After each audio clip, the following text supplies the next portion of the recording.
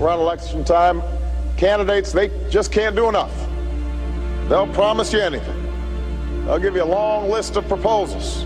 They'll even come around with TV crews in tow and throw back a shot and a beer.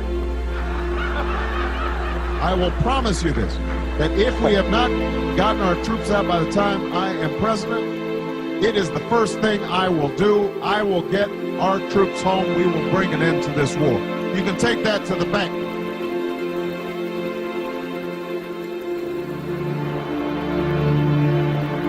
A number of different things that you could do early pertaining to executive orders. Right. One of them is to shut down Guantanamo Bay. Another is to change interrogation methods that are used by U.S. troops. Are those things that you plan to take early action on? Yes.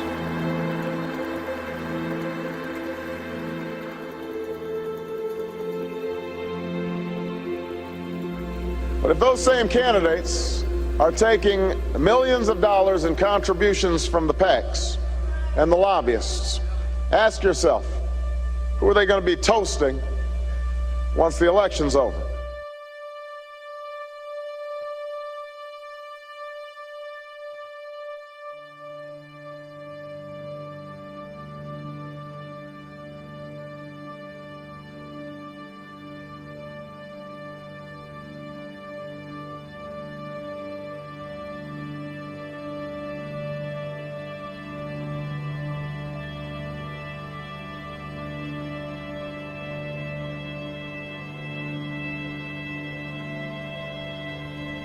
You offer no change.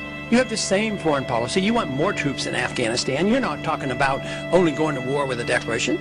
You don't want to deal with the monetary, financial crisis in this country. You want to keep, the system together for the benefit of the banks and the big corporations and the politicians. And what kind of change do you have on social policy? Do you care about sick people using marijuana? I mean, have you come out for that? He doesn't want change. He wants the status quo. And quite frankly, I am not expecting the troops, regardless of whether Obama wins, that they'll be home in 16 months. And that is just pure political talk. You can take that to the bank. I, Barack Hussein Obama, do solemnly swear, preserve, protect, and defend the Constitution of the United States. Today, in his press conference, the president made clear that he believes the law does allow him to make this commitment on his own. Listen to this for a moment, if you would. I'm not a Supreme Court justice, so I'm not going to put my constitutional law professor hat on here. Do I think that our actions in any way violate the War Powers Resolution? The answer is no. So I don't even have to get to the constitutional question. Preserve, protect, and defend the Constitution of the United States. So I don't even have to get to the constitutional question. Simply, sir, what's your reaction? That's a horrible statement. He should get to the Constitution. He doesn't have to be a constitutional lawyer. You take an oath of office to obey the Constitution. If we don't know what it says, how can we take the oath? The Constitution is very clear. You don't go to war without a declaration. You sit down with your attorneys and tell you what you have to do, but obviously the President of the United States has to do what's in the best interest of the United States to protect us. Well, this idea of going and talking to attorneys totally baffles me. Why don't we just open up the Constitution and read it?